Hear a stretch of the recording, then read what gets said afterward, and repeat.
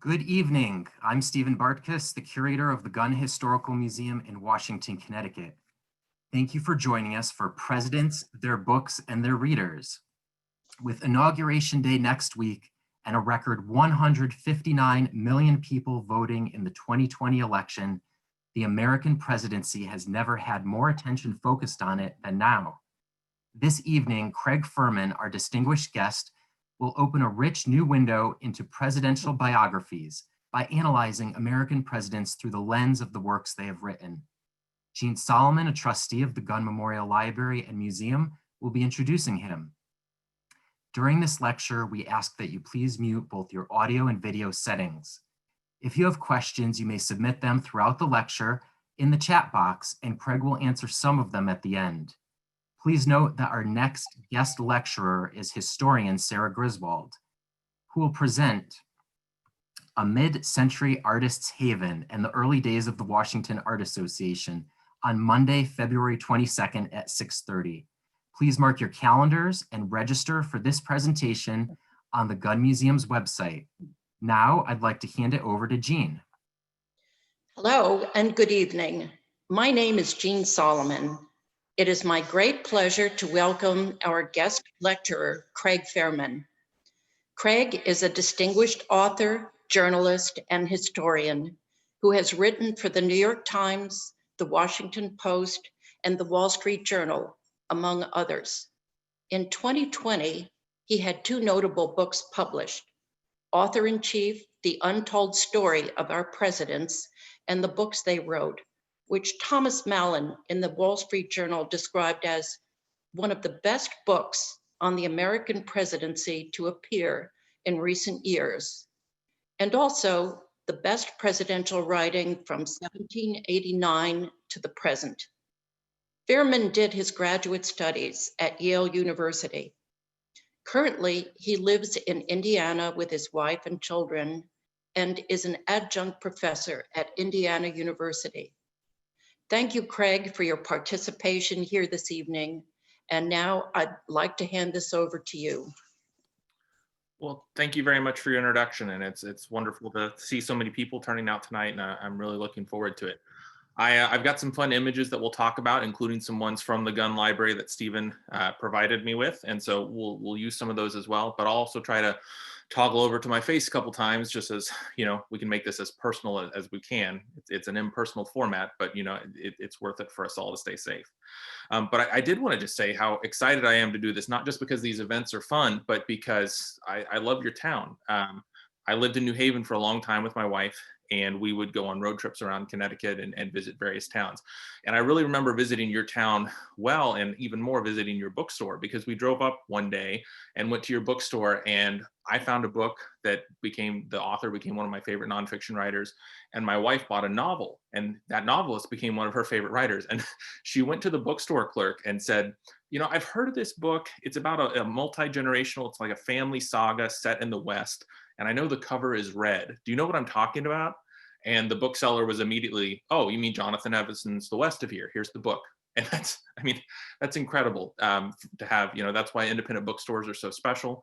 And I know that bookstore is just one of the cultural institutions that makes your town so special. So I love your town. I wish we could be there in person, but I'm still really excited to talk to you today and excited to go through this. So let's go back to the PowerPoint here. I always like when I'm talking about, when I start a talk like this, just to remind everybody that everything has a history. Hopefully you can see that image there. It's from 1867, I think. It's Charles Dickens. And what Charles Dickens is doing is essentially what we're doing tonight. Charles Dickens had a book come out, and then he met with a lot of readers here in an American city and told them about the book and told them why, how he worked on the book, and read to them some of the book as well. So everything in life has a history. That's one of the things that makes history so interesting and special. But even what we're doing tonight, talking about books, talking about presidents, that has a history as well. What I'm going to do tonight is sort of share some of my big takeaways from my research, also try to take you behind the scenes a little bit and explain, you know, how I worked on my book, what were some of the things I discovered, and then tell you, I really like stories, so tell a more extended story and summarize one of the chapters about Abraham Lincoln. But as I'm talking through this kind of stuff with you, I hope you'll keep in mind this kind of bigger question. And this question is just, how personal is history? It's something we'll talk about at a couple points as we work through this. So I first got the idea for this book back in 2008, believe it or not. Jean said it came out in 2020. So yes, I am a very slow writer and a very slow researcher, but I hope the book was worth the wait. In 2008, though, I was in grad school at Yale, but I was really paying more attention to the presidential election than I was paying attention to, whatever Stanley Fish we were supposed to be reading in a Milton seminar. It was just such an exciting election. And I think one of the reasons it was exciting for me was that books were right at the center of it. John McCain had best-selling books that were very popular. Barack Obama's books, of course, were really central to his rise as a political figure. And so I just got curious. I thought, well, has this happened before? Have there been other elections where books were right at the center of American history? And no one had really written about this before at book length. So I had to go to research libraries and just start making a list, well, here's how many presidents we've had. Let's put their names into the card catalog. Let's see how many books they've written. And what I quickly realized just by making that list was that the first campaign book, which is, a book that influenced somebody's run for office, was written by Thomas Jefferson. The first presidential memoir, a book like Obama's that recently came out that reflects on a president's legacy, well, that was written by John Adams. So if this tradition started with Thomas Jefferson and John Adams, then the history of presidents writing books is literally the history of America itself. It's as old, it's as complicated, it's as fascinating. And the more I dug into it, the more I learned that, there were new stories, even about presidents that we thought we knew, that I was excited to share with people. It was also a really complicated story. And I think the best way to kind of summarize this is through a story about Lincoln, a short one. I'll talk more about Lincoln tonight, later. But when Lincoln was getting ready to run for president in 1860, he put together this thing called a campaign sketch. So this is just a short, like a 2-3 page letter where Lincoln just summarizes, here's where I was born, here's where I grew up, just kind of almost like a Wikipedia entry. But because Lincoln wrote it himself, it's really funny. It makes you like Lincoln when you read it. It makes you trust Lincoln. It was a very effective piece of campaign rhetoric. Lots of people know about this biography, but what's interesting is the letter that Lincoln put on the front of it. When he mailed it out to journalists, he said, "Of course, it must not appear to have been written by myself." So let's stop and think about this for a second. Today, when people run for president, someone else writes the book, and then they mandate that, it looks like they wrote it. They don't do the work, but they want the credit. Well, what Lincoln is talking about is the complete opposite. He's like, I wrote this fantastic piece of writing, but I really, whatever you do, don't let anyone know that I wrote it. Why would there be that complete opposite effect? It's because of those kinds of bigger categories. Ideas like authorship were a lot different in Lincoln's time or in George Washington's time than they were now. If you wanted to be a writer back then, you might not be able to make a living wage. And especially if you were someone who was interested in politics, you wouldn't want to publish your own writing during your lifetime. And that's because writing something, whether it was a pamphlet or an autobiography, that would be seen as arrogant and conceited.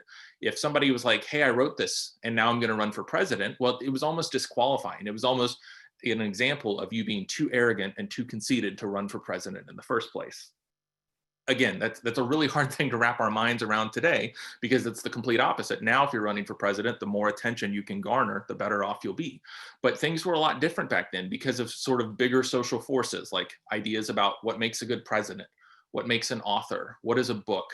And of course, even bigger social forces like, different economics in that time period, sexism, racism.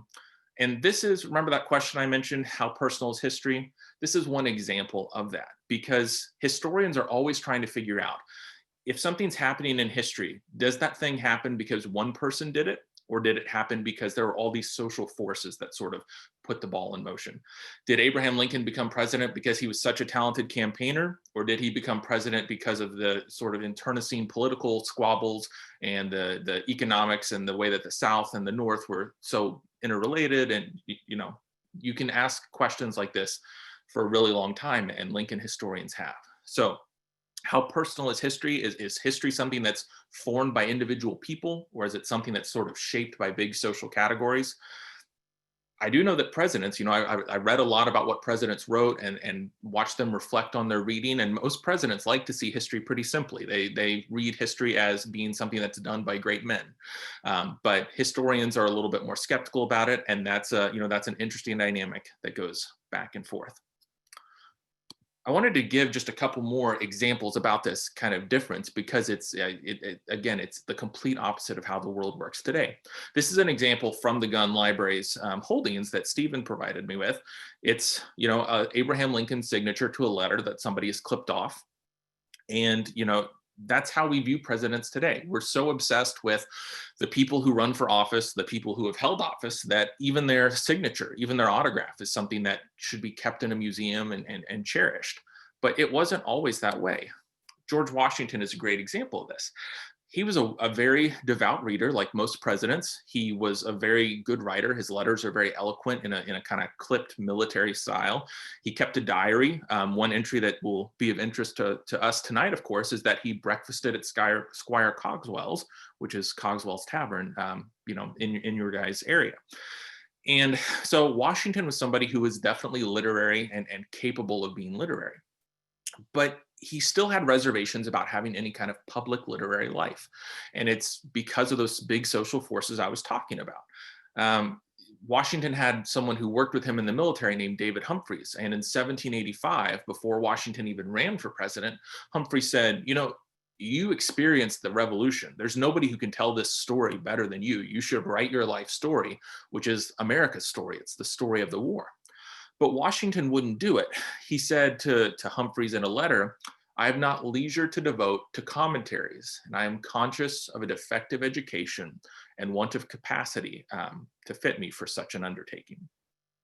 So Washington basically said, I can't do it. I can't pull it off. I'm not a good enough writer. I don't want to do it. And that just wasn't true. But the reasons that Washington had those kinds of reservations may have been partly about his kind of, famous self-deprecating sense of honor, but it was also about those bigger social forces that if Washington ever did want to become president, the last thing he would want to do in 1785 is publish a book. And what's nice for us is that Washington wrote some notes for this fellow David Humphries, because David Humphries said, well, I'll go ahead and write a biography myself. And so he asked Washington some questions, and Washington wrote page after page in his own handwriting, answering questions about his life. But when he gave those to Humphries, Washington said to Humphries, please burn these. After you've used what you need out of this, please set these on fire. And we're lucky that Humphries didn't do that, because those papers have survived today. And I actually included a couple of them in the other book I edited, Best Presidential Writing, because it's really the only example we have of Washington telling his own story in his own words. So there were all these kinds of social forces that made it hard for presidents to campaign or to write books or to be, aggressive political figures, because that would make it hard for them to actually achieve political success. But that changed pretty fast. This is a picture of a house in Philadelphia that's been torn down now, but this picture was in 1857. And if you can see on there, it says Birthplace of Liberty. And that's because Jefferson wrote the Declaration of Independence there. He rented rooms there, and that's where he wrote it. And it's just amazing to think about how quickly this changed. When Jefferson wrote the Declaration of Independence, he didn't get any credit for it. No one even really asked, who wrote the Declaration of Independence. That just wasn't how most Americans' minds worked. What they cared about was the document and the fact that the new set of colonies was endorsing and pushing forward the document. It was only about 10, 15 years later that people started saying, well, that declaration is so eloquent and so moving and captures what America is all about. Who actually put that together? Who wrote that? And it took even longer for people to learn that Jefferson was actually the person who did it. Although Jefferson was always happy to have the credit himself and was, laying the groundwork for future historians to know exactly how much work he'd done on the Declaration. But by the 1860s, as you can see in this picture, things had changed. Now people were, saving Abraham Lincoln's autograph, and people were taking pilgrimages to Philadelphia to see the house where Jefferson had written the Declaration. Those are, of course, the same kinds of things that history fans today, like all of us, still do. So authorship changed a lot. Running for president changed a lot. Political celebrity changed a lot. And all of those changes are some of the things I tell in my book. I thought I might talk a little bit about Kennedy and just sort of take you guys behind the scenes in my time working at the Kennedy Presidential Library, because I found some really interesting new material about Kennedy that people hadn't seen before. This picture of Kennedy is, I think it's probably my favorite picture that I include in the book. First, it's a great picture of Kennedy. He's obviously incredibly photogenic, but also the backstory behind it is great. You can see Kennedy, he's a young man there, 22, 23, and he's holding a copy of Why England Slept, which was his first book that he published. The funny thing is that Kennedy got a lot of help on that book. He honestly got a lot of help with his homework at college. He didn't like to type on typewriters. He just did not enjoy the machines.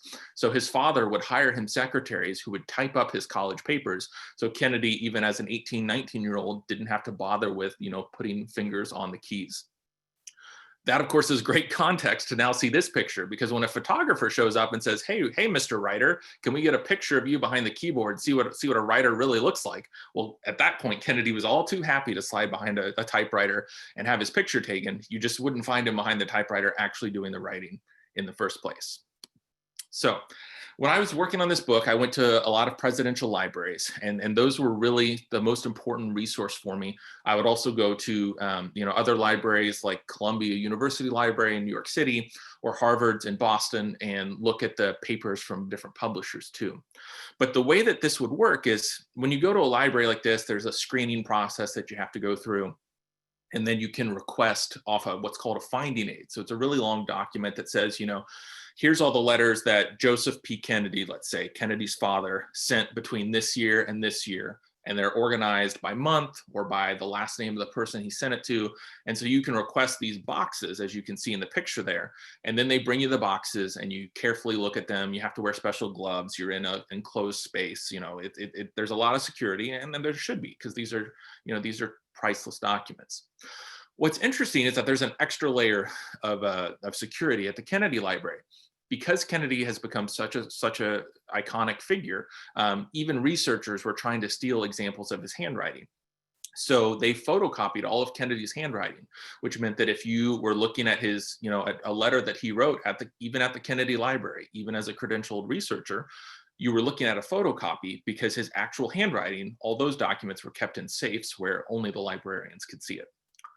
Well, when I got there, and I had a very specific question. My book was going to be about presidents and the books they wrote. So I wanted to know, I wasn't that worried about the Cuban Missile Crisis.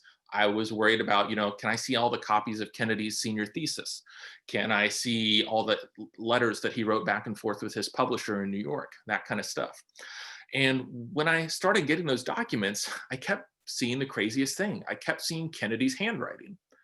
And that's because other biographers, even though there have been so many good books written about Kennedy, they hadn't asked to see those documents. It's not that I was doing anything special. It was that I had a very specific question. And honestly, by the end of the few days that I spent there, I think the librarians were starting to get pretty annoyed at me because I would have to keep raising my hand and say, I'm sorry to bother you, but I found another example of Kennedy's handwriting that you've missed. Nobody has ever flagged this to be removed and photocopied. That was a good sign to me, though, that I was really looking at new things that no one had ever seen before. And so I kept flagging it for them. They'd say, okay, finish up what you need to do. And then, we'll put it back in the safe after we make photocopies. But that was a reminder to me that because I was looking at a really specific question, I was able to find new things, even about somebody like Kennedy. This is an example of one of those new things. This is a letter that Kennedy had typed and sent off to his father about the Pulitzer Prize. Now we're talking about Kennedy's next book, which was Profiles in Courage, which some of you may have read. I think it's a very good book, and it was a very popular book at the time. It sold millions of copies, and it played a really important role in helping Kennedy become a national figure in the same way that Barack Obama's books helped him become a national figure. One thing that book did, though, is win the Pulitzer Prize. And it's very clear from the research I did at the Kennedy Library and from the work of other people that Kennedy did not write the book in any way we talk about authorship today. Most of the work was done by a gentleman named Ted Sorensen, who was perhaps Kennedy's closest aide. Kennedy then went on to win the Pulitzer Prize, though, which, again, helped his political rise, because he wasn't just a senator. Now he was a senator who won the Pulitzer Prize and sort of had an intellectual heft to him that really helped counterbalance his youth when he ran for president a couple years later. people know that he won this Pulitzer Prize. People knew that maybe he didn't deserve to win the Pulitzer Prize. And the story that has often been told is that Kennedy's father wanted to get the prize for him. But what I was able to find through this document and a couple others that I found as I was going through it is that it wasn't actually Kennedy's father who wanted the Pulitzer Prize and pursued it for him. It was Kennedy himself. In letters like this, Kennedy, who, let's remember, was a senator at this time, he had a lot more important things to worry about. He was very carefully, very quietly working behind the scenes to make sure that he would get a Pulitzer Prize for this book, a Pulitzer Prize that I think most of us would admit he didn't really deserve. But it was something that mattered to him. You know, Kennedy would write letters to his editor and say, you know, I went home this weekend, and when I was in the Washington airport, I didn't see that many copies of my book. Can we fix that? There weren't enough copies for sale. And that just shows that, you know, he was somebody who really cared about literary fame, even if he wasn't necessarily willing to do literary work. And that was one of the big takeaways I had about him in the chapter where I sort of focused on him and his work. So when I was working on my book, I spent a lot of time in archives like the Kennedy one I mentioned. I also did a lot of work with these things called databases. And so I'm lucky that this happened because these have only become really popular in the last 10 or 15 years. And I would say at least a third of the new and exciting material in my book I found through them. So if these databases hadn't existed, if I had been writing this book too much earlier, I wouldn't have found this material and it would not have been as good of a book. I'm fortunate for it. You can see on your screen there what these kinds of databases look like. It sort of looks like Google, but instead of searching the internet, what it searches is scans of old newspapers. So all kinds of old newspapers, not just the New York Times and the Washington Post, which are what a lot of historians stick to in the pre-database days, because you can't read every newspaper that's ever been published. It's overwhelming. Instead of just having, you know, the big ones, it would find even small newspapers in the middle of nowhere, and you could put in search terms. So again, I benefited from having a really specific question. I could search something like Kennedy plus the word profiles between 1956 and 1959. And I would still get back hundreds and hundreds of newspaper hits, but I could actually read them all and find, you know, the 3 or 4 interesting details in this giant mound of files to read. But that's, you know, that's how history works. And that's what I was able to do and find all kinds of interesting stuff. This is an example of what it would look like. This is not about Kennedy here, but actually about Reagan. And unfortunately, I wasn't able to find this photo to be able to reproduce in the book. You can see it's a little bit grainy, but still, it's a really interesting photo. This is before he ran for governor, when he was sort of a fading movie star, but he was somebody who wrote this book called Where's the Rest of Me?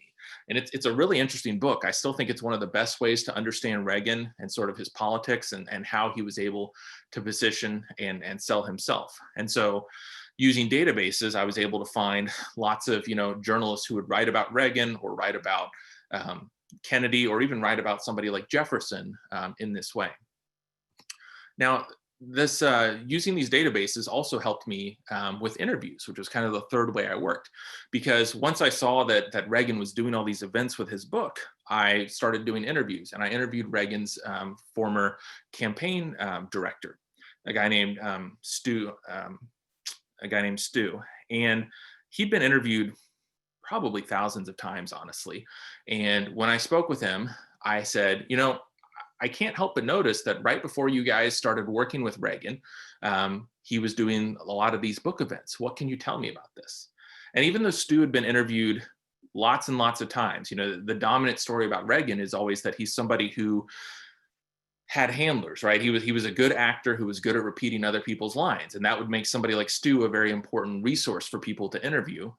Even though he'd been interviewed all those times, he just started laughing when I asked him this on the phone. And he said, you know, nobody has ever asked me about those events, but I do have some good stories to tell. And so I'd like to actually read you a quick snippet from the book. I'm not going to do a lot here, but just a little example of the Reagan part, because it shows how I could sort of draw on those archives, those letters, those databases, and then interviews with people like Stu Spencer. So again, this is about Reagan, the chapter about Reagan, and it's about this book, Where's the Rest of Me? And why the book was so interesting. And I ended up finding letters in Reagan's own handwriting that no Reagan biographer had ever seen. But what those letters and what the behind the scenes stories from this book really tell us is that before people like Stu Spencer showed up to kind of sell Reagan and show Reagan, you know, this is how you can be a winning politician, Reagan kind of figured that stuff out for himself. So Reagan might not be the first politician you think of when you think of literary politicians, but when you actually look at the archive, it turns out to be a really interesting story.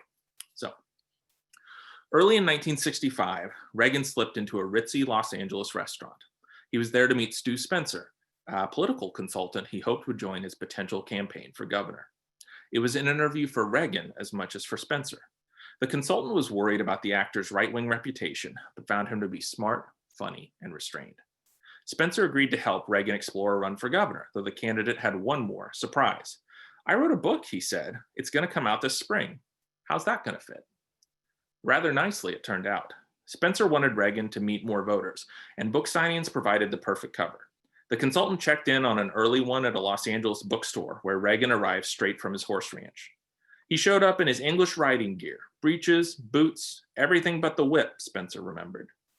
But Reagan still charmed the crowd, signing books and chatting with aspiring actors and Illinois transplants.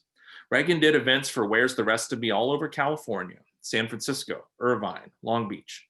He was still in leading man shape, just over 6 feet tall with dark brown hair and hazel eyes, and he was a natural at retail politics.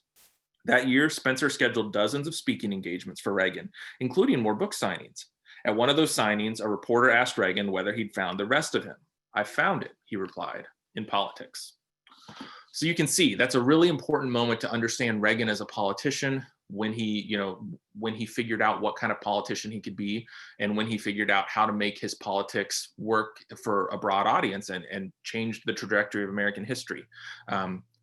Reagan's not the person that you would think would be an important figure in a book about presidents and their books, but by doing this kind of extra research, I was able to figure out that yes, he actually was. So back to the images here. I've told you a little bit about how I worked on this book. Now I want to tell you quickly kind of what were sort of the big picture takeaways. The first thing that really surprised me, and I think that it was really interesting, was that these books have been at the very center of American history all along. I think a lot of people, probably because sometimes modern political books are not that good and are sort of a punchline, a lot of people think that these books have always been a punchline, but that's just simply not the case. This is a famous painting of John Adams, of course, but you'll notice that in the background, there's a book there. That book is the book that Thomas Jefferson wrote, Notes on the State of Virginia. And the fact that that book showed up in this portrait is sort of in miniature the thing that I found again and again in my research, which is that these books were always at the center of important elections. One president would read another president. Ronald Reagan, as a young man, read Calvin Coolidge's autobiography, which really helped Reagan become a better writer himself. Obviously, Adams and Jefferson read each other. Ulysses S. Grant read Abraham Lincoln. There's so many examples of these books mattering not just to future presidents, but to voters and to readers. And so again and again, I was sort of surprised by how important these books were. This story of books written by presidents had never been told before, but it turned out to be really important to understanding American history. And even if you're a huge fan of history who's read a ton of these books, you're still going to find new stories and you're going to have a new appreciation for presidents that you think you already knew. Another big takeaway for me was that I feel like you could really see a human side of presidents. When you go behind the scenes, when you sort of listen to them and look at them as writers, you can sort of understand them in a new way. John Adams, like I mentioned, wrote the first presidential autobiography, and he wrote about 400 pages of it, but then he ended up giving up. And late in his life, somebody asked him why. They said, maybe you should give this another try. So Adams in 1809 replied to him, "You advise me to write my own life. I have made several attempts, but it is so dull an employment that I cannot endure it. I look so much like a small boy in my own eyes that with all my vanity, I cannot endure the sight of the picture." That's just so honest, isn't it? I mean, this isn't Adams spinning or trying to tell, the story that he wants to be told or trying to deal with his enemies, although he definitely was capable of doing all those things. That's Adams really taking a look at his life and talking about how he felt about it, what he was proud of, what he was ashamed of. And I think it makes sense that this would come through in a book that's about writing, because we all experience this in our own lives. Even if you're just stopping to write a text message to somebody or an email, there's something about the act of writing that causes you to slow down and really concentrate and say, what am I trying to say? What am I trying to get across here? And that's just as true for presidents as it is for any of us. The last thing that was a big takeaway for me was just that if you're going to talk about presidential authors and the fact that their books have been so important, you're sort of telling the story of American readers and presidential readers. I found example after example of America being what I call a nation of nonfiction, where Americans love to read books about presidents during campaign years, but also not during campaign years. They wanted to know who had been in the White House. They wanted to know who was going to run for the White House next. They wanted books that could sort of teach them how to be better voters, teach them how to be better citizens, teach them how to be better people. And Americans again and again would rely on nonfiction for this. And they would rely on local libraries and local historical societies, like the one that's brought us together tonight. They would rely on their personal libraries. This book plate that I've got here on the screen, that's actually from a library in Connecticut. It's probably from the 18 teens or maybe the 1820s, but you can see there's a person sitting there reading a book, and that's in a very American image, because throughout our history, Americans have read a lot and relied on books to sort of shape who we are and how we see ourselves. Another good example of this is somebody who's named James Carruthers. And so what I tried to do in my book is include a handful of stories. I think there's 7 or 8, but just for a page or two, tell a story of a regular reader from different points in history.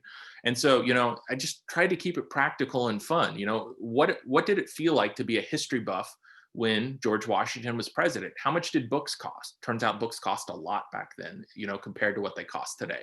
When Teddy Roosevelt was president, how would you buy a book? Where you might go to the Sears Roebuck catalog if you lived in the middle of the country, because most bookstores were still concentrated on the coasts in big cities.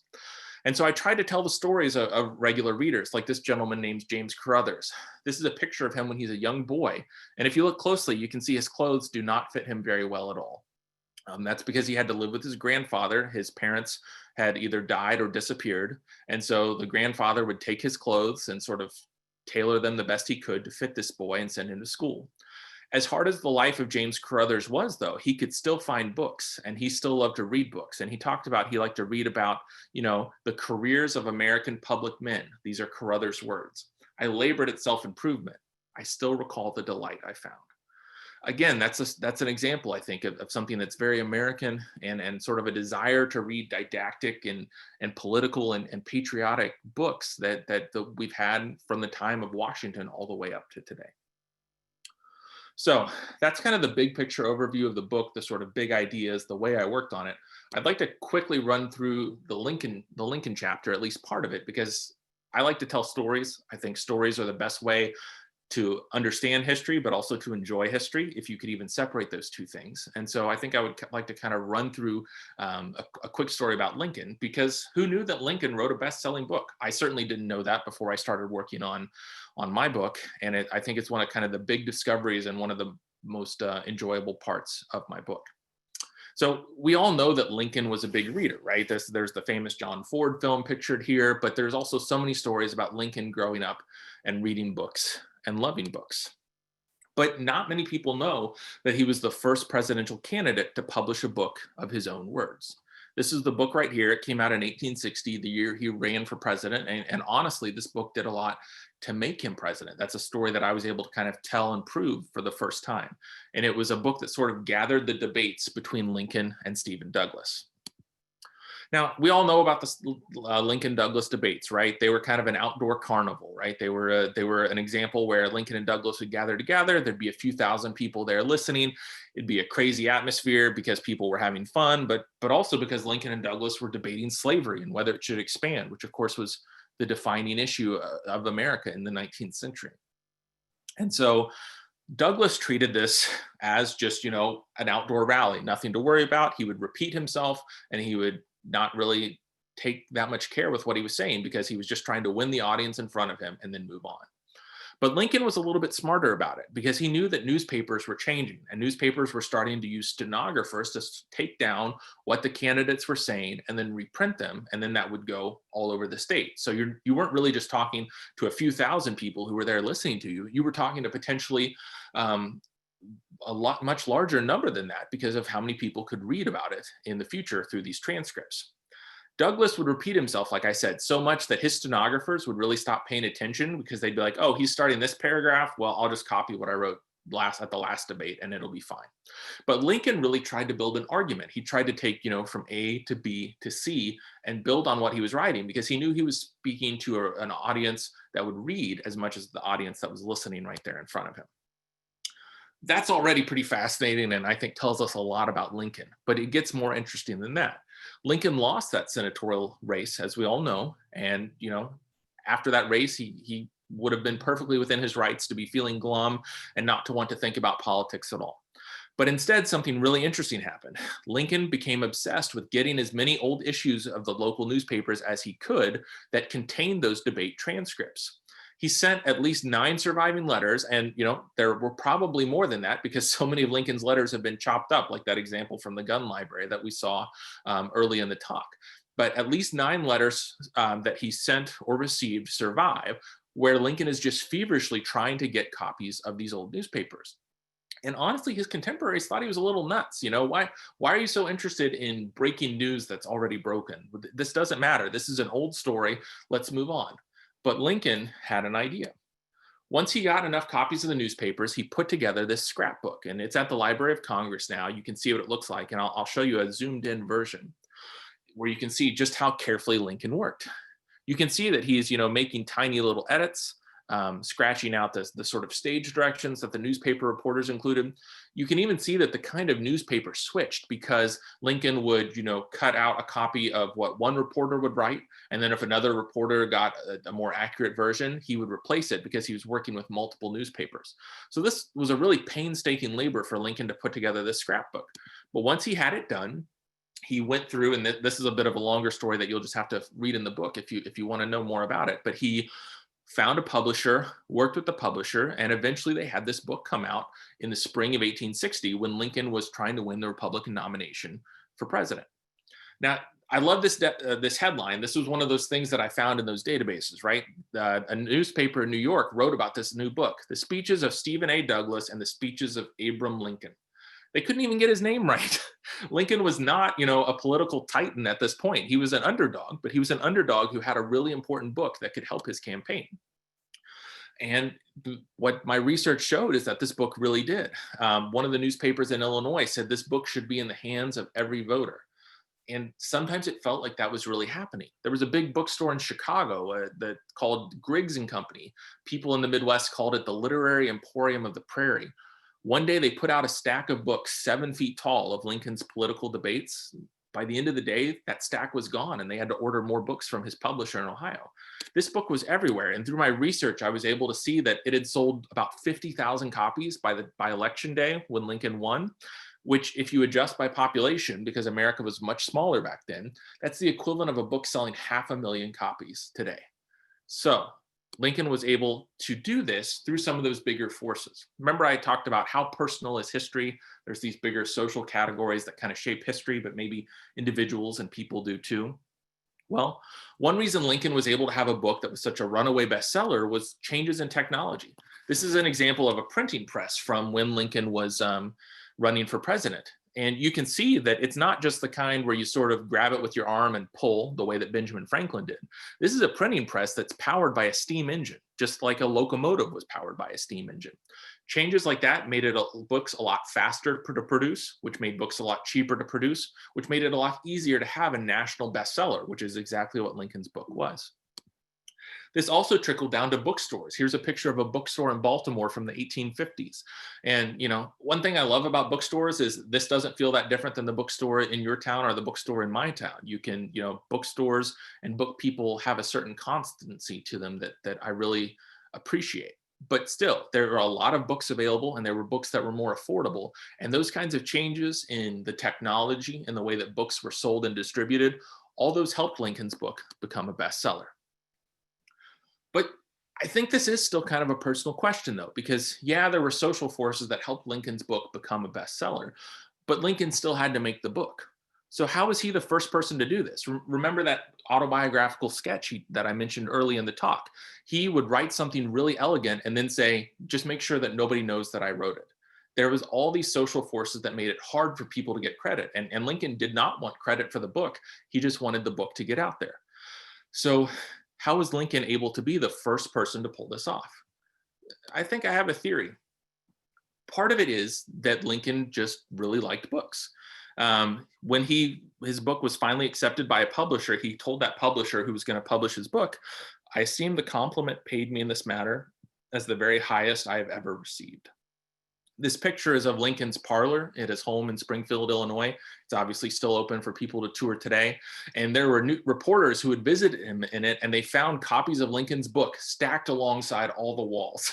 And I just love imagining that, imagining Lincoln's small children knocking a stack over, imagining voters who came to meet with Lincoln, and what he would tell them is, I don't have a lot to say about the campaign. Everything I will have to say is in this book.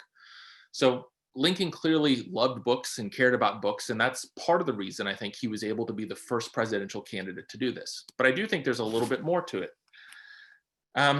There's this lecture he gave called the Lecture on Discoveries and Inventions. This isn't one of Lincoln's greatest hits like Gettysburg or anything like that, but I think it's a really revealing document, and I still remember reading it and sort of having the epiphany of, this is why Lincoln was able to do this. Remember that autobiographical sketch I mentioned where he talked about his life? Well, in that, he talked a little bit about growing up in southern Indiana, where books were really central to him. He said in the sketch, "No qualification was ever required of a teacher beyond reading, writing, and ciphering." Well, in Lincoln's lecture on discoveries and inventions, he said, the teachers were not very numerous or very competent. So you can see that kind of echo, right? When Lincoln's talking about his life, he talks about teachers in a certain way. When he talks about this lecture on discoveries and inventions, he talks about teachers in a similar sense. Same thing in the autobiographical sketch talking about his life. Lincoln says, if a straggler supposed to understood Latin happened to sojourn in the neighborhood, he was looked upon as a wizard. Then in the lecture on discoveries and inventions, Lincoln says, they looked upon the educated few as superior beings. So reading these two documents side by side, I really started to think, there's something personal here. There's something in the way that Lincoln saw books because of the way he grew up around books that caused him to see and understand print and books and print culture in a way most Americans in his period did not. Because Lincoln lived in a place where books were really his only access to the outside world. Reading a biography of George Washington he talked about was what really gave him the ability to understand that there were big ideas in America worth fighting about. So even though Lincoln's lecture sort of talks about, all these different discoveries like the telegraph and iron tools and all that, the technology that he got most excited about and most passionate about was printing. This is what he says in that lecture. To emancipate the mind is the great task which printing came into the world to perform. Look at the word that Lincoln chose there, emancipate. That is not a word you would choose lightly in the 1850s, given the political context that's happening all around. But that word does show how much Lincoln believed in books. He believed that books could open the world to people. He believed that books could share ideas with people. He believed that books could change the world because they changed his world. And I believe that that passion and that insight was what enabled him to put together a book himself. So one last thing. How was I able to figure this out? How was I able to discover this story about Lincoln when so many great books about Lincoln have been written? Well, I think this is just another version of that how personal is history question, because that house that you see there is the house I grew up in. I grew up in Indiana in the middle of nowhere, a lot like Lincoln did. And so when he talked about how important books were to somebody who grew up with that kind of background, I didn't need Abraham Lincoln to tell me because I lived that kind of background too. And I really think that because I understood how important books were to him in that point in his life, it sort of primed me, I guess, to sort of make these connections and see these important themes. And I think this is an example, maybe one of the best examples of how personal history can be, because history isn't just personal in terms of Abraham Lincoln making choices. History is personal in terms of historians who write about Abraham Lincoln making choices. You can talk about and describe Lincoln in a lot of different ways. And at the end of the day, it comes down as much to what the historian is trying to emphasize or argue as it does what actually happened. But I would take it one more step. And I would say that history is personal if it's done well to readers too. Because if I did a good job with my books, when you read them, you will find things in them that I did not really know or understand or make sense of, because you'll bring your own stories to bear. You'll bring your own understandings and passions, the ideas that you care about, to the stories of presidents that I've written, or to the stories of presidents that they themselves have told. And that's the way history should work. And that's what makes history special, because it is personal. It's personal in what people do, but it's also personal in terms of how we write about it. And especially it's personal in how we read about it. So as we take a couple questions and talk about whatever you all want to talk about, I just hope that you keep in mind that history matters, especially in a time like this, because we're living through a time where history is changing in some really fascinating and sometimes frightening ways. But we can use that sense that we feel right now and apply it when we read about the past, because that's what's powerful about history. It's personal, and we can bring as much to it as we receive from it as well. So I'll put it back to where my face is on the screen, and I'd love to hear any questions, but thank you also for listening. Okay, thank you, Craig. That was just very, very moving, very revealing, and very interesting. I think it's terrific. Thank you. So, okay, I'm just looking here at some of the questions that have popped up. So, what about? I'm just going to choose something here. Some of the presidents are predictable standouts. You know, Washington, Jefferson, Lincoln, Grant, Roosevelt, and Kennedy. So which presidents were surprises for you? Sure. I'll even give a New England answer here. It was Calvin Coolidge. You know, I didn't know much about Calvin Coolidge when I started working on this, because most people don't know much about Calvin Coolidge. The one thing I knew was he was supposed to be Silent Cal, right? There are all these jokes about how he would only say 2 words when somebody bet that he would say at least 3. And that was kind of the joke about him. And I mean, he could be silent, he could be quiet, he was a taciturn person, but he was also a very forceful writer. He wrote a book that helped him become president. And then after he left the White House, he wrote an autobiography that might be one of the best autobiographies ever written by a president. In this book, Best Presidential Writing, I included some long excerpts from it. It's a book that's been out of print for a long time, but if you read it, you'll see Coolidge was a fantastic writer. He was funny, he was personal, he was humane, and those skills made it really easy for him to write about being president in a way that I think we can still appreciate today. But they also, helped him write the books that helped him run for the White House as well. So I did not expect Calvin Coolidge to be one of the stars of this book, but if you read the chapters, I think you would agree with me that he was. He was somebody who was a huge celebrity in America at the time, and we all just sort of forgot about it. But when I took the time to go back, go in those archives, look at those old newspaper clips, I found a lot of really interesting things about him. The New York Times wrote a story about Coolidge when he was in the White House, and they said, this guy is the most literary president we've had since Lincoln.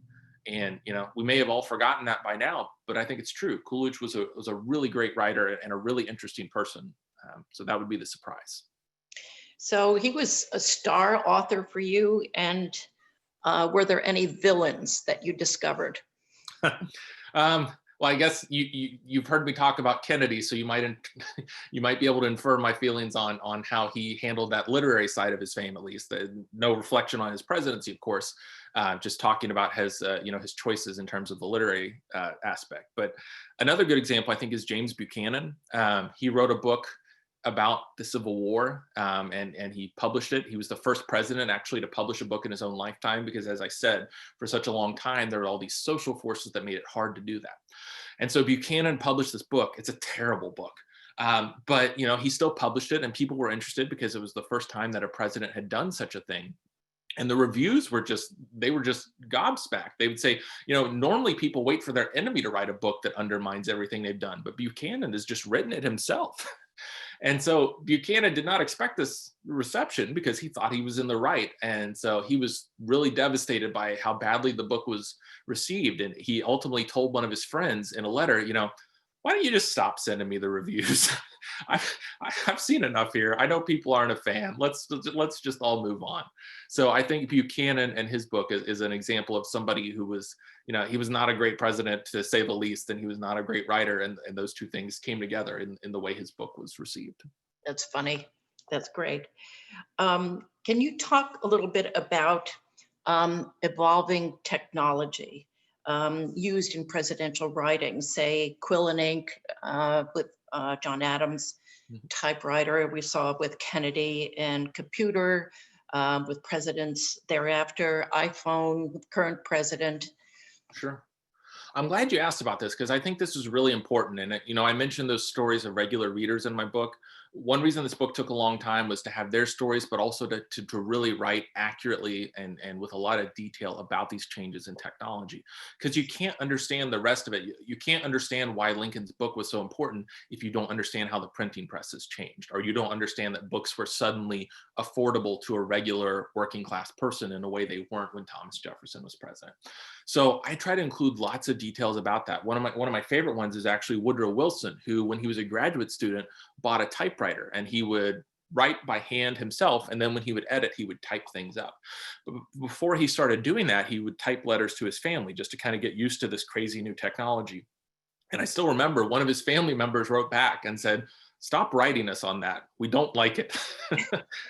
Which seems kind of funny and quaint today, but I mean, it also makes you think about, imagine having never seen somebody in print. You're used to seeing handwriting. Handwriting conveys something about a person. And now all of a sudden they're sending you things that have the same cold print technology that you're used to in the newspaper, except they're talking about, your shared grandmother or something like that. It had to be a really strange thing to wrap your head around.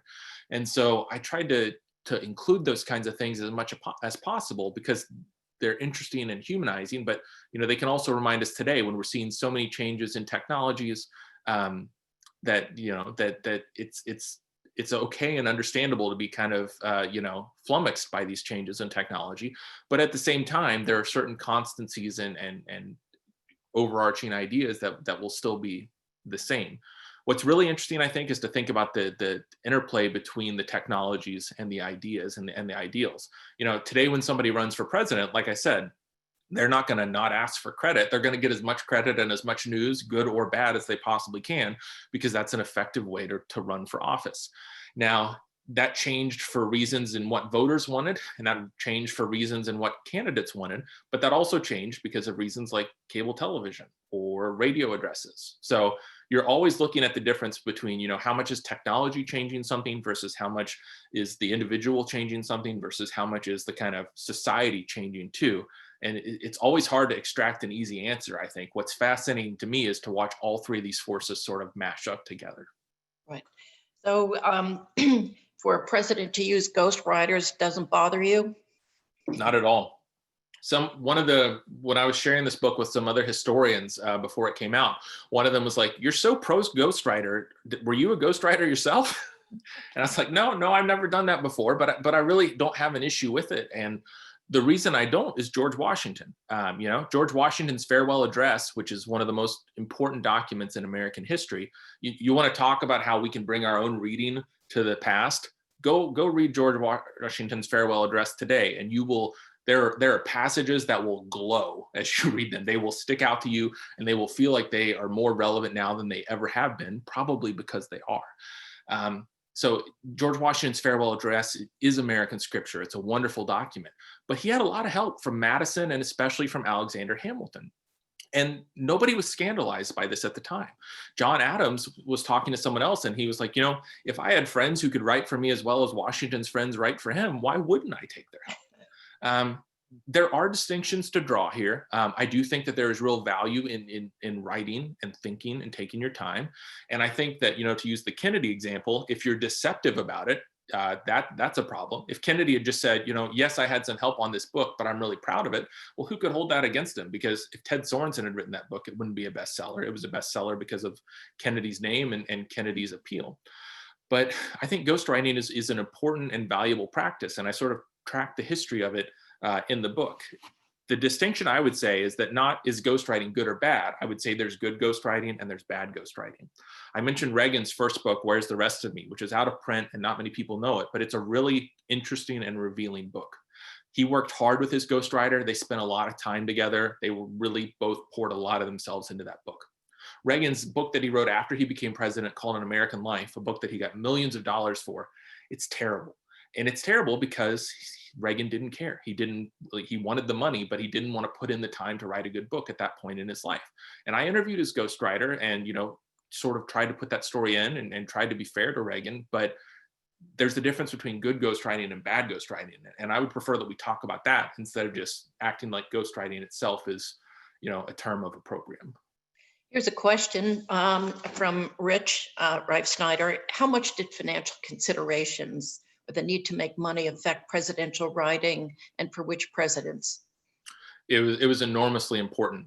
You can look at specific examples like Gerald Ford, where the money was really important. And he obviously had his book, but he also served on a lot of corporate boards, and that was an example where that was really an example of the shift, because somebody like Harry Truman got a big advance for his book, but didn't end up making a lot of money because he used a lot of the money to pay the salaries of his ghostwriters and to do the research to really produce as good of a book as he could. But what's interesting is that these books have always made lots and lots of money. Anytime the biggest advance in American history for nonfiction gets reset, it's generally a president who does it. Reagan reset it in 1990, then Bill Clinton reset it with My Life, then Barack Obama reset it when he and Michelle Obama signed their joint deal. But also, this has always been the case. When Thomas Jefferson died, he was in a lot of debt, in part because he bought way too many books, and his family tried to pay off his debts. And so one thing they did was they auctioned off his slaves.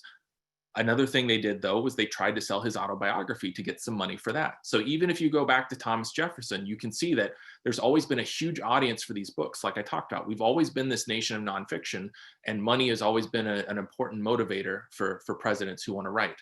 I won't go into detail about this, but I do feel like I should mention Ulysses S. Grant is another great example, and a really moving example, because he was someone who was dying of cancer, but had to write his book and finish his book in time to support his family. And it's a pretty amazing story how he did it. Question from Stanley. In your book, did you cover Theodore Roosevelt and his literary background? He authored close to 40 books on varied topics. Yeah, no, I have a chapter that pairs Theodore Roosevelt and Woodrow Wilson, because they're both prolific writers. They're both great writers. They're both very famous writers. Theodore Roosevelt had Edith Wharton come to lunch at the White House, and they talked about Lewis Carroll's books. That they were literary celebrities in their day. But what really interested me about them was that their first books in both cases were the best books. Roosevelt wrote a book about the Naval War of 1812, and it's a book that historians still have to kind of cite and argue with today. Wilson wrote a book about government and sort of how American government works. But what you saw is that the further they got from those first books, the less capable their books were. And some of that is kind of predictable, right? They were busy, they had a lot going on, they did not use ghostwriters. Mhm. But some of it, I think, was just that they sort of started to see the world differently. And the chapter kind of works through this argument. But I think the closer you get to becoming president, the more you need to see the world simply, right? Because if you're a politician, your goal is to offer simple, popular ideas. That's how a politician succeeds. If you're a writer, maybe your goal is to be more prickly and more to say something new, to say something surprising. And so the best presidents find a way to fuse both. But for both Roosevelt and Wilson, I think they sort of started out on one end of the continuum, the writer end of the continuum, and ended up on the politician end of the continuum at the end. And that's why they're so fascinating. And Roosevelt's such a great character, and there's so many good stories about him in my book. When he was writing a biography of a figure while he was living in his ranch in the Dakotas, Roosevelt realized he didn't even know when this figure died. So he wrote to one of his friends at the library back east and was like, can you go down to a library and sort of remind me when Thomas Hart Benton died and sort of what was like at the end of his life? Because I really need to finish this book, but I don't have a library here. Maybe Teddy would have been better off, taking a couple months and doing the research himself, but he was always on to the next thing, which is one reason we love him. So here's a question from Ed. Did you get to explore the presidential libraries at all, or were you simply focused on what you needed? And secondly, what was the best library you visited? Sure. I did get to explore them some, and they're wonderful. I would encourage anybody, whether it's presidential homes like Lincoln's in Springfield or the presidential libraries, once we get into a more normal world again, they're well worth the trip. I even like to go to the homes of writers and see, where did Melville sit when he was writing his novels? I just think there's something human and tactile, and you just feel connected to them in a way that even the best books can't quite do. So I love doing that kind of stuff.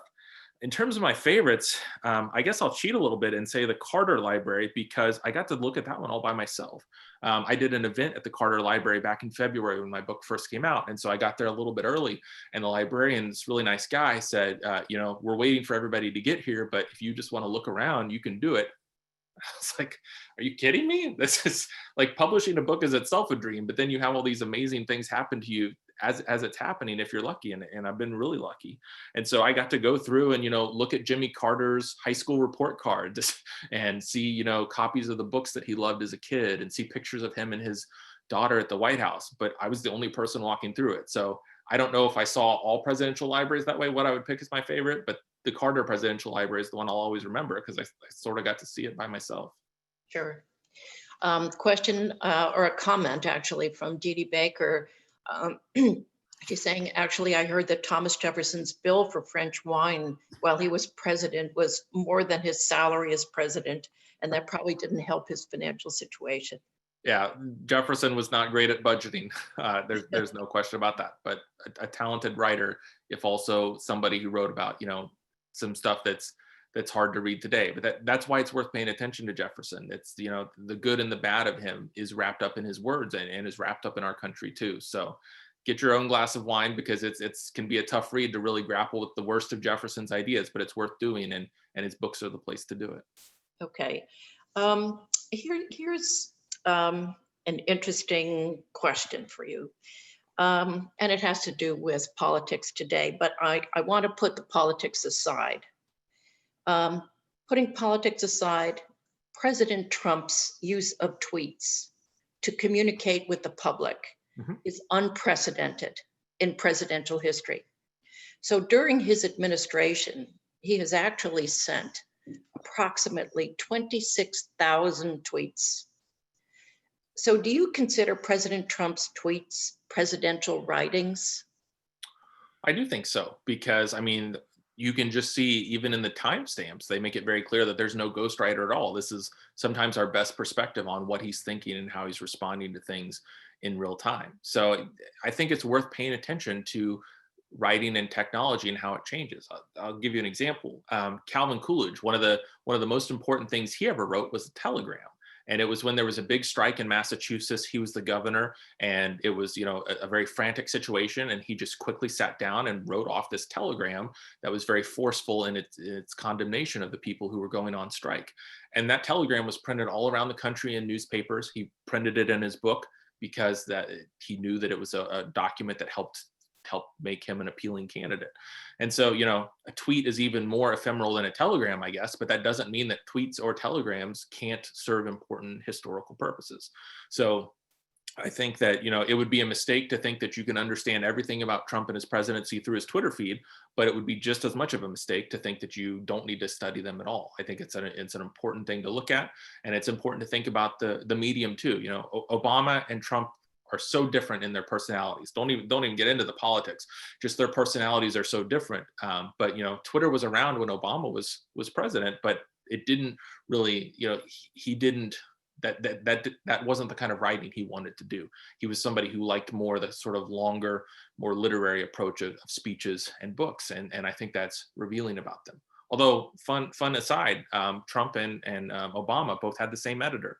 I interviewed the guy for the book, and I still remember thinking, two people this different, their editor for the first book was the same person. And that's just one of those ironies of history that, you can't even make that stuff up. So how would the public actually read, say, this collection of tweets? I'm just trying to even imagine, you envision a book. I think it would be kind of a numbing kind of a read, maybe. Right. Well, I think that's where you rely on on historians to kind of do the filtering for you. So I'm certain that there will be, any history books in the future will include some of Trump's tweets, but they'll also include the context and the narrative around them that sort of make it easier to understand. So, his Twitter account is obviously gone at this point, but there are a couple people who all along have been archiving his Twitter feed and making it easy to search and compare. And so that resource is still there for historians. And I think that, it would be hard to read a whole book of anyone's tweets, much less his. But I do think that historians will need those and use those because they're an important, his tweets would change the stock market's trajectory. His tweets would, announce, oh, we want this much of a stimulus check, not that much. They were a really good example of how presidents can use words to sort of define and execute the presidency. Those words can appear on Twitter just as much as they can appear between the covers of a book. Just following your points earlier about readers, the importance of readers and the relationship between readers and the president's books and the words that are written. So how would you draw a comparison or a relationship between that kind of thinking and president's tweets and a reader of tweets? Yeah, well, I think reading is important for any kind of writing. I think that, Ulysses S. Grant is a great example of somebody who his memoirs are often seen as the best book by a president. And I agree with that. But the reason they're so good is because Grant read a lot of novels. And you can see when he describes Robert E. Lee or when he describes Abraham Lincoln, he's writing like a novelist. He's describing a character. And so again, I'm pretty agnostic about the actual medium itself, that, if you want to be good at Twitter, read people who are good at Twitter and see what they do with it and see how to jump in that conversation. If you want to write a good book, read good books. And so I think it's the same thing. The best way to get better at something is just to read it and to read somebody who's a really good practitioner at it. And that's true regardless of the medium itself. Okay, I think we're getting close to the end here, but what I do want to say, and to remind the audience here, that Craig's books, 2 books that we have introduced here this evening, are available, can be purchased through the Hickory Stick bookstore that Craig mentioned early on. Highest recommendation, yes. Yes, so it's at number 2 Green Hill Road in Washington. And he has signed some book plates that he has delivered here and that you can put in your book as well. So again, the books are also available at the Gunn Memorial Library for borrowing. Thank you so much for being on here tonight. Thank you for the great questions. I hope you've enjoyed it. And, thanks again for taking the time. I hope we can do this again in person sometime and in a better, safer world. Okay, absolutely. Thank you so much for your time and just really interesting stories, your expertise. It was a thrill. It was really a thrill to listen. Well, the pleasure is mine. Thank you again for everything you did to make it happen. Okay. Good night. Good night.